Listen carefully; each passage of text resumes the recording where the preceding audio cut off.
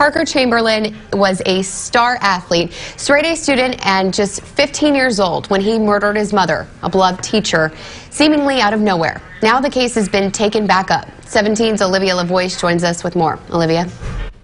Well, Kristen, in the week since we first reported Parker Chamberlin could be released from prison, we've heard from many people who feel strongly about his release, both positive and negative. It's been 16 years since Parker Chamberlin stood shackled in a Kern County courtroom. Today, he stood stoically in front of an audience that was packed with loved ones of his mother, Tori Knapp. Chamberlin's attorney, Chief Deputy Public Defender Peter Kang, told the judge he has witnesses he'd like to call before the court before it's decided if Chamberlin will be released or stay a prisoner.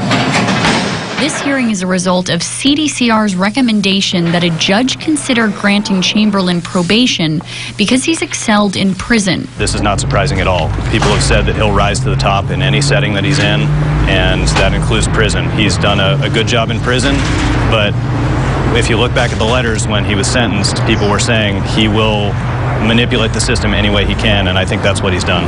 Chamberlin's attorney wasn't available for an on-camera interview, but says CDCR experts wouldn't ask a judge to reconsider Chamberlin's punishment if his behavior weren't so exceptional. Loved ones of the mother and son are clearly divided. In letters submitted to a judge in 2002, some family and friends refer to him as, quote, the perfect child. Others call him a sociopathic master manipulator. Some said the then 15-year-old was an incredible young man who'd been dramatically impacted by steroids he was taking to keep his star position on the Centennial High football team.